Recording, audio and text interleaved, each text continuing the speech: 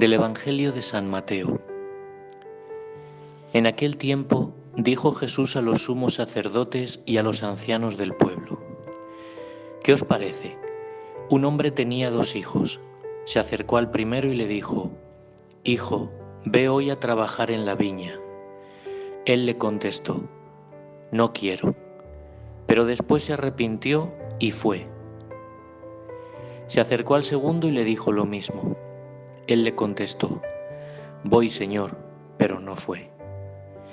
¿Quién de los 2 cumplió la voluntad de su padre? Contestaron: El primero. Jesús les dijo: En verdad os digo que los publicanos y las prostitutas van por delante de vosotros en el reino de Dios. Porque vino Juan a vosotros enseñándoos el camino de la justicia y no le creísteis. En cambio, los publicanos y prostitutas le creyeron. Y aun después de ver esto, vosotros no os arrepentisteis ni le creísteis. Si hay algo que Dios siempre ha deseado de parte de nosotros, es que le obedezcamos. Ya desde el paraíso ha estado advirtiéndonos del peligro del pecado y exhortándonos a seguir el camino correcto. ¿Cuántos de nosotros podríamos decir que verdaderamente obedecemos a Dios? Lo único que Él desea es que sigamos su palabra, y esta parábola nos lo ilustra de una manera muy particular.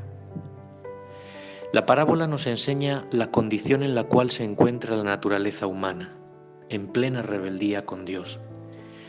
Las actitudes de los hijos representan 2 condiciones de la naturaleza humana, las cuales ninguna agrada a Dios, pero al final una terminó haciendo la voluntad del Señor.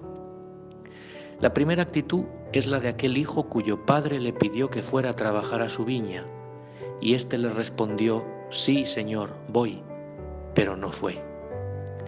Es una manera muy sutil de desobedecer, ya que no representa oposición al comienzo.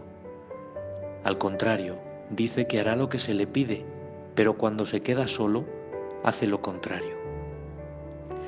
Muchas personas son como este hijo, dicen creer en Dios y hasta son fieles miembros de la religión, pero no cumplen la voluntad de Dios.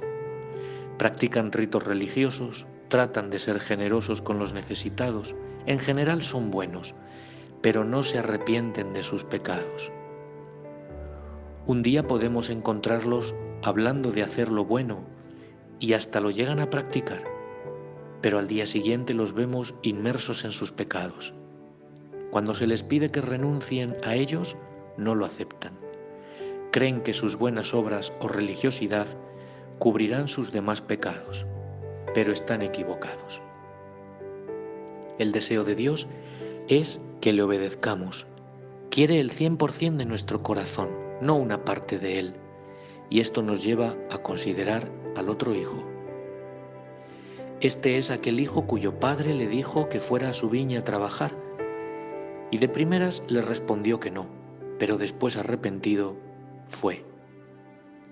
Son aquellas personas que reconocen estar en pecado y llevar una vida que desagrada a Dios, pero cuando oyen su palabra se arrepienten y le obedecen. La realidad es que ninguna de las 2 clases de seres humanos es buena delante de Dios, ambas son pecadoras, pero la última es la que alcanza la salvación porque hay arrepentimiento.